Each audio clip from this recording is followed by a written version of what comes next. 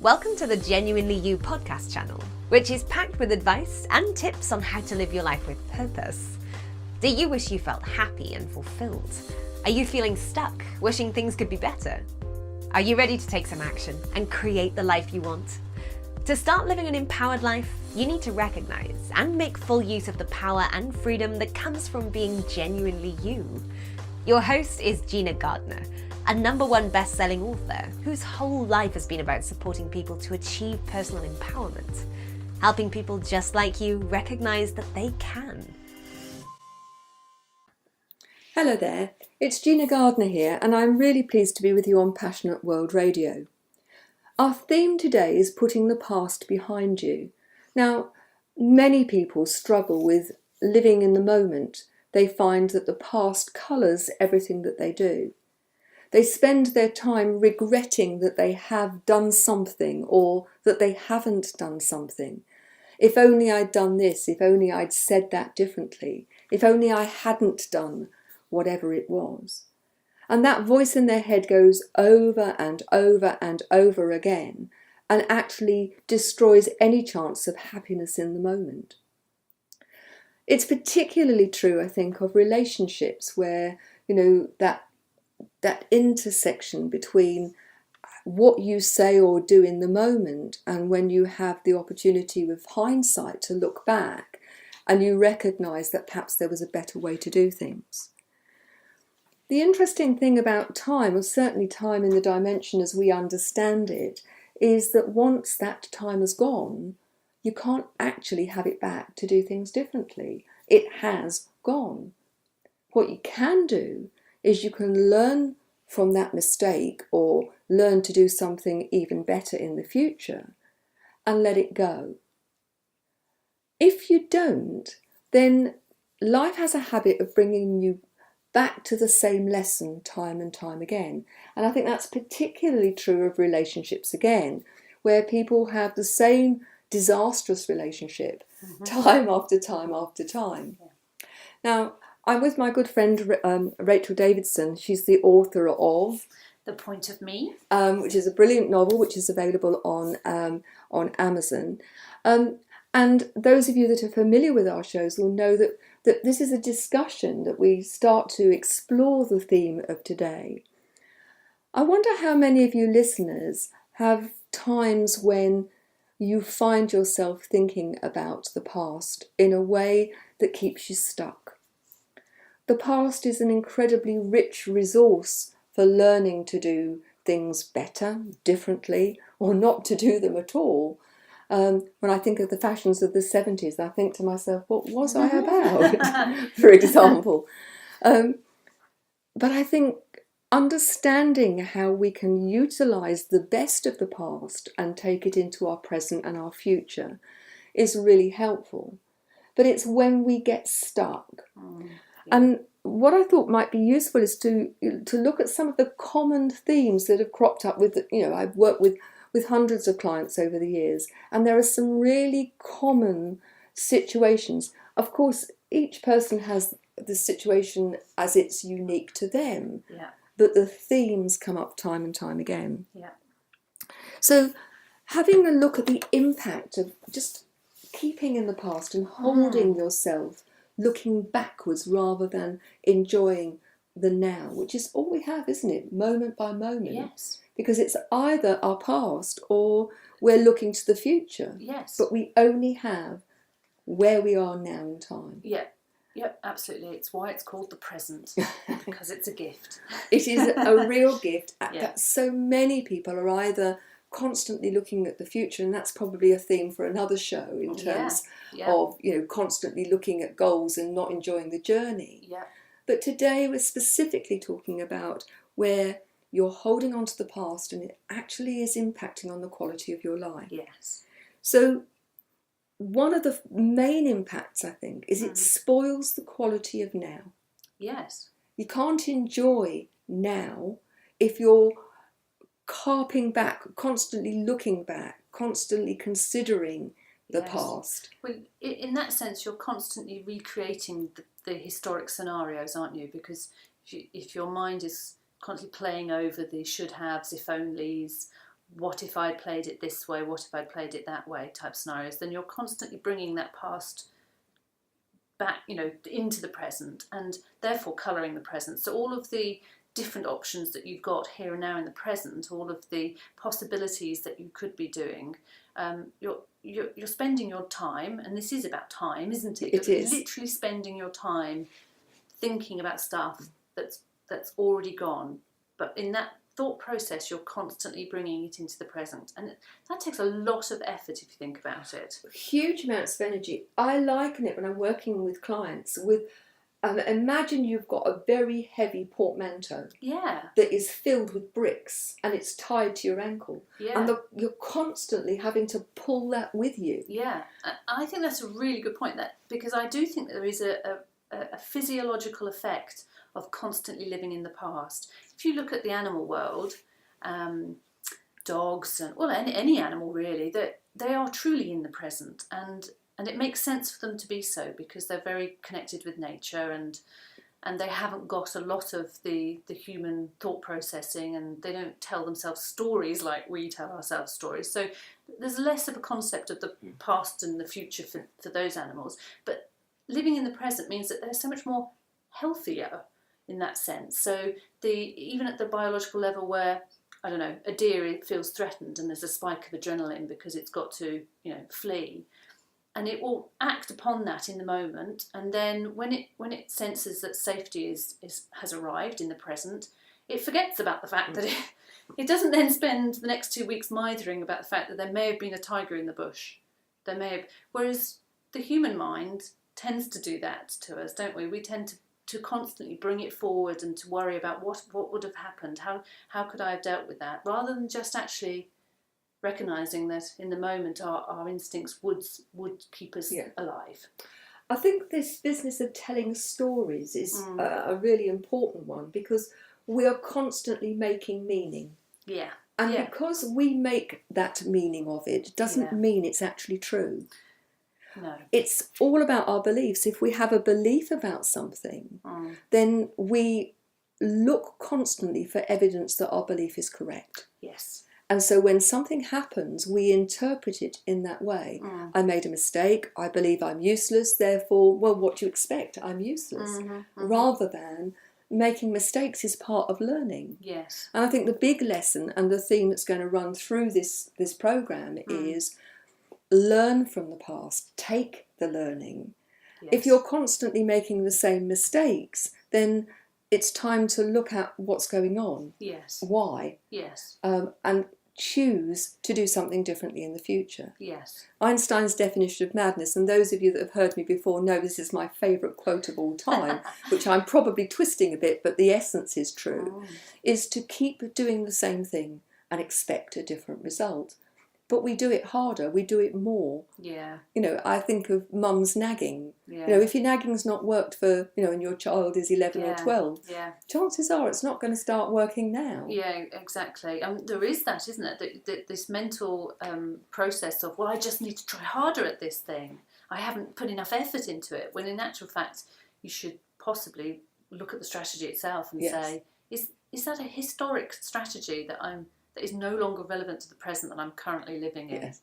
I mean, of course, there are times when you do need to work harder. I'm not saying that Sure. in and of itself is wrong, but it's when it becomes the pattern. Yes. We all do things in a very habitual way. And if you're constantly looking back, then have a think about what that's doing in terms of the quality of your future, your present and your future. I mean, one of the other things that I think is a really significant impact is when we feel guilt. Yes. And I've worked with a number of clients who are still feeling guilty about something that they did 6 months, a year, a decade, several decades before, which is constantly churning around and around and around. And I would say, if you have guilt about the way in which you've behaved in the past, there is within that a message which is saying, do something differently in the past, in the present and in the future. Yeah. If you're feeling guilty about something, the first thing is, can you put it right? Yeah. Okay. saying sorry and meaning it and determining not to do it again is a reasonably good start. Yes. But if you've done something which has done somebody or something wrong, Yes. then obviously if you can put that right, that's the first thing to do. But then learn from it. Guilt is an absolute message to say, stop it. Yes. Do something differently in the future. Yes. And learn once, from this. once you've learnt it, then it's time to let it go and forgive yourself. Which brings me beautifully onto my next point, really, which is how often we hold on to the hurt, the grudge. Yes. Often with incredibly good reason. I mean, I've worked with a number of people who have been abused, for example. Yeah. But even there, when you think, how can people get over being abused by a family member? Yeah. If you just hold on to that bitterness, that hurt, who does it hurt? It doesn't hurt the perpetrator, does it? No. But it is like a canker. It's like a poison. Yes. When you hold on to it yourself. It destroys your opportunity for happiness. Yes. And I know we've done a session on forgiveness. So those of you that have listened will know that for me, forgiveness is nothing about condoning. If you forgive somebody, you can still recognise that what they've done is entirely and utterly wrong. Yeah. Nor is it about forgetting. No. But I liken it, if you imagine that when you hold on to the hurt, it's like giving yourself the poison and expecting the other person to die. Yes. It's like having a chain around your neck that constantly yanks you back to that situation. Yes. And in forgiving, you cut that tie. Yes. You allow yourself to have a present and a future that is free. Yes. And actually you deserve that freedom. Yeah. Now, forgiving other people is one thing, and I think that's really important. But forgiving yourself if you've done something wrong, learning from that, moving on and determining that you'll never do it again, Yes. I think is a much better way than just holding on to the guilt. Yes. It's corrosive and actually doesn't make any difference to the people or to the environment or whatever you've hurt. All it does is keeps you stuck. But some people could probably say that that guilt and fear are holding them in the past. Others might actually think of living in the past as the better place to be, and they see it as a safety thing. What have you got any examples of sort of where somebody actually looks back and says it was so much better then, and I think there are rose-coloured tinted glasses syndrome. There are a number of aspects to this. The first is that you speak to people. It's called having a Homeric memory. Right. That the summers were always sunny when I was young. Fish and chips tasted better. Clotted cream tasted better. I'm sure you may be right. But ultimately, our memory plays tricks with us. Yeah. And it may have been so, but it doesn't necessarily mean that because you remember it in that way, that was the reality for everybody. We have our own reality. It's based on our beliefs and our perceptions and our experience. And we may use clotted cream. We may have tasted clotted cream in the past and have a very different view of whether or not that's better, the same or worse. And I think part of this is recognising your patterns of thinking. If you're constantly harping back to what went on in the past and seeing that as better, well, you have a choice. If you want your current now and your future to be better, then isn't it time to do something different? So even if somebody was sat here and saying, well, I'm quite happy living in the past, I think it was a better place, and I used to be this and that and the other, and even if they don't perceive it as a problem, you would still argue that they are damaging themselves and their future by having that closed-in, inflexible approach. It just seems to me very sad that so far as we know, we have this one life, and that every day is precious. And I think that came home to me particularly. My younger brother, much younger than me, suddenly dropped dead at the age of 49. He was on a cycle ride. He was apparently very healthy. He was practising for the London to Brighton cycle race and just dropped dead. And one of the gifts that came out of that desolate, dreadful moment was recognising that life is precious. And actually, if you don't make the most of every day, what a waste. That if What's you, the point? Well, you know better than most, and having written the point of me is, that life is for living, and if you are constantly in the past, you're not living now, are you? No. You're rehashing. It's almost like living in a movie. Yes. Groundhog Day, if you like. And that's a good metaphor, actually, because in order to watch a movie, you tend to sit in a darkened room and watch the screen, and you're remote from it, and it's characters playing out, and you're in the dark doing it. But it feels safe. But it feels safe, and it can feel really safe to people. I know people who have set out to do very brave things, and running businesses and lots of challenges, and perhaps it didn't work out exactly how they first intended. And there's a great temptation in these people that I know to hold on to that, because they're holding on to the hope of what the dream was, even though the reality hasn't quite worked out. For very good reasons, good, bad or indifferent. But they sort of hold on to that hope aspect of living in the past. And I don't want people to get the impression that I think the past is bad. It's not. It's a completely neutral time frame. However, it's got such a rich opportunity for us to learn and grow, rather than for us to stay small. Yes. And I am absolutely passionate about people stepping into their power. Yes. Because we are all powerful, amazing, unique human beings. Yes. And when you stay stuck in the past, it tends to keep you limited. Yeah. It tends to keep you in that place where you were. Yes. And even if you fear growing older, I think a lot of people stay stuck in the past because of fear. Yeah. Fear of change. How many people have you ever heard say, but we've always done it that way? Yeah. Why would we want to change? Now, nor am I saying that change in and of itself is a good thing. Yeah. It's about what the change is and what that's going to do. But I think people who simply hold on to the past because that's where they feel comfortable are actually missing out on a whole range of opportunities that could turn out to be something that you truly, truly love. Yeah, because even if you have a viewpoint in life that you imagine you can stand still, that you could hold a moment and that will stay still for the rest of your life, you're fooling yourself, because the universe is moving.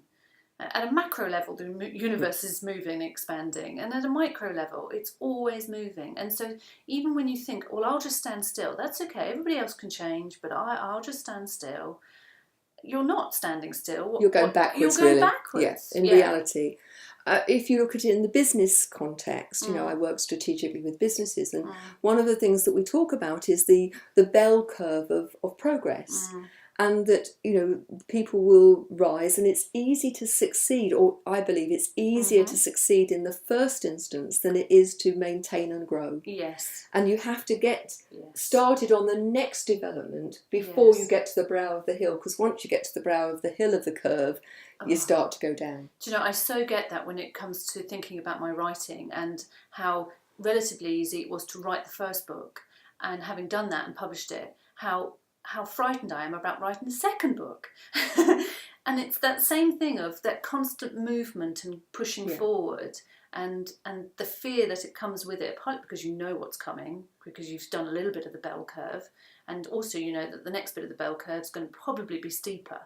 But there's no other option to do it other than just to accept, well, don't do it then. Yes, although one could argue that having been through the process, that actually you've got all of that experience that will help you actually take on the second development. Yes. And I think that it just demonstrates how our beliefs generate our confidence or our fear, and how we should be challenging it. Yeah. And reframe. So often, working with people, it's in the reframe, it's in the challenge that people see there is a possibility here. Yes. I'm perfectly capable, because the evidence is if you've done it once, why wouldn't you be able to do it again? Exactly.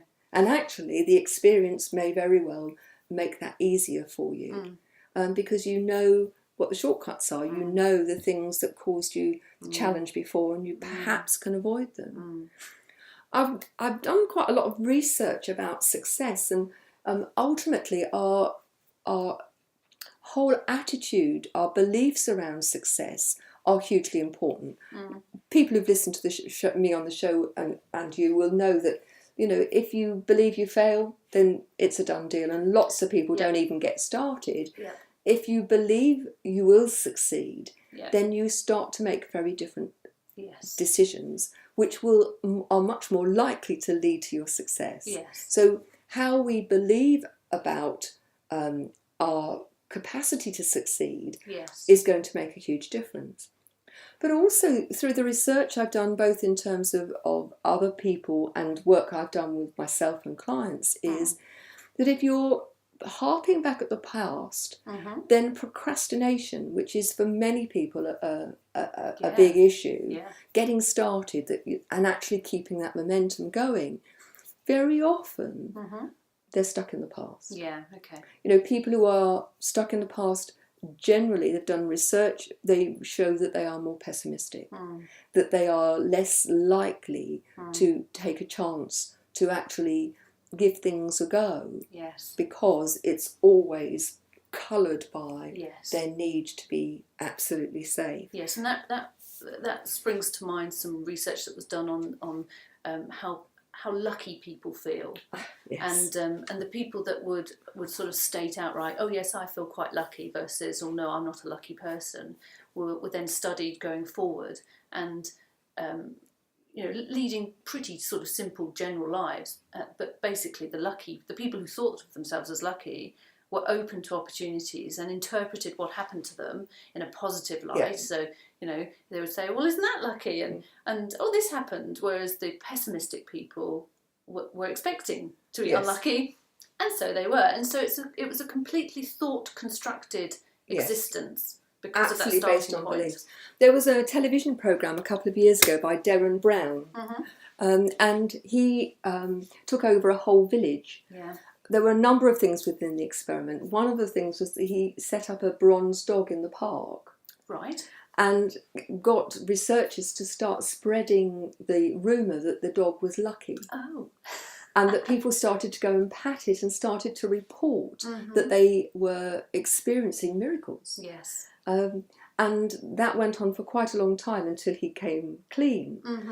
But actually, the thing that interested me most is that he asked people within the I think it was a large village or a small town, to designate themselves lucky or unlucky. And there was a butcher who designated himself the unluckiest man in the world. Dear. They started to show little signs which said his name and please phone a phone number. And they started postcard size, and then they were poster size, and then they filled the shop window in a shop almost opposite him. It wasn't until it was on the side of a large pantechnicon that he actually noticed. That in itself was quite interesting. But then Darren Brown went to speak to him and talk to him about his self-fulfilling prophecy. And that how when we feel lucky, we're more observant. Now, this is backed up by some research that was done, I think, initially in America in the 50s or 60s, but has been repeated several times, where, again, they asked people to designate themselves lucky or unlucky. They put denominations of money between the car park and the house. Everybody followed the same path. Lucky people saw the money, unlucky people didn't. Now, your judgment of whether you're lucky, if we bring it back to our theme, is going to be based on past experiences. Which then develop a belief. Back to those stories that we tell about ourselves. And so I'm asking you as listeners to challenge any of your beliefs that you are lucky or unlucky, that you are guilty or not, that the past is a better place to be. Living in the moment, noticing what's going on, I think is incredibly powerful in terms of helping recalibrate the brain. And I'd like to share a couple of strategies that people might like to include in every day. one of those is around collecting gratitudes, and I have referred to this in another show, but it's so powerful. I think it's worth. Is. Yes. And it's about, you make this as easy as you can from the moment you wake up until the moment you go to bed, to look for opportunities to be grateful for small things. So we're sitting in my garden room at the moment. Outside, it's been a very wintry, very cold and very snowy. But there are flowers. I've got polyanthus, hellebores, there's a camellia out. And that just makes me feel good, these little signs that spring is coming. Yeah. So for me, nature is a great source of gratitude. Yes. I love watching clouds. I love beautiful trees. Yes. But it could be that some friend has phoned you. Yeah. Or that you've had a really nice cup of coffee. Yeah. Or that you're sitting in the warm and it's raining outside. Yeah. Make it easy. Make it very easy. Yes. And just during the day, notice those moments. Yeah. And then when you go to bed, as you're lying in bed ready for sleep, scan the day, and out of all of those moments, just choose 5. Yeah. Yeah. So you end the day on a positive note. You end the day recognising the present. And I think that can be incredibly powerful. And I'd love to know how listeners get on. And if they've got any issues or any questions they want to ask, they can do that through the website, which is genuinely-you.com. And we'd just love to hear from you. The second exercise, which is a mindfulness exercise. Now, there's lots bandied around about mindfulness, and it's, I think, used in a number of contexts. But for me, mindfulness is about choosing not to let your habitual way of being run your life. Yes. And so this is a really good exercise if you're stressed, anxious. It's good to do it just 2 or 3 times a day. It takes a couple of minutes, that's all. Yes. So just take yourself somewhere quiet. Please don't do this while you're driving, because the first thing you're going to do is to close your eyes. Not a good move. Not a good idea. Just sit somewhere quiet. Have your feet on the floor. Close your eyes. And in the first instance, just listen. What can you hear?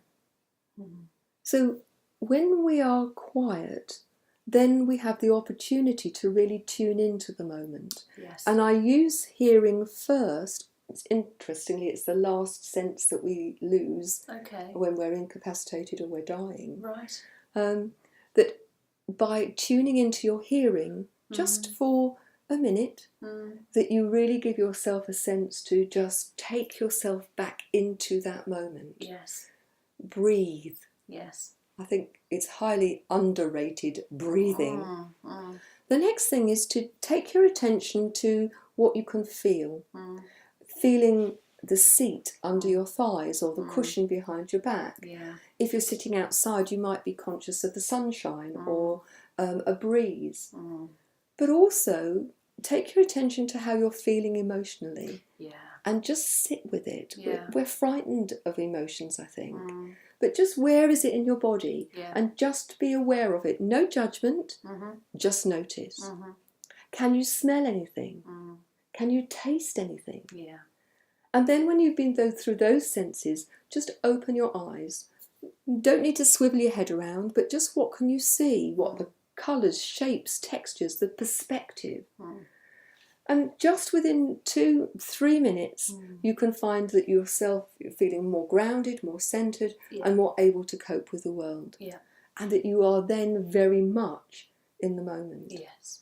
And I would urge you all to give it a try. Yes. Give it a try and let us know how you get on.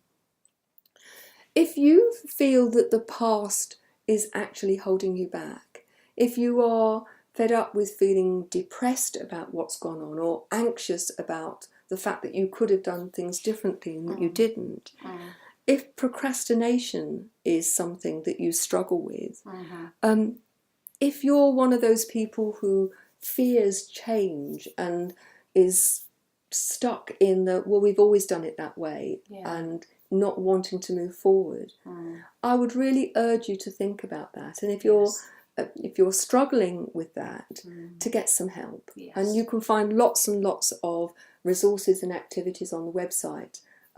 So please do go to genuinely-you.com and help yourself to the new stuff. It's being replenished and added to all the time. There's lots of stuff there. You can also download a copy of my latest book, Thriving Not Surviving, the 5 Secret Pathways to Happiness, Success and Fulfillment. If you go to the website, you can do a digital download, my gift to you. And again, love to know how you get on. So thank you very much for joining us today. Really do appreciate your time, and I hope that you'll join us on the next show. So thanks very much. Take care and goodbye. You've just been listening to another great Genuinely You podcast. We hope you enjoyed it. Genuinely You is a culmination of Gina's work, spanning over 30 years, of helping people learn what makes them feel happy and truly fulfilled, and how to achieve it. Please visit genuinely-you.com today to find out more.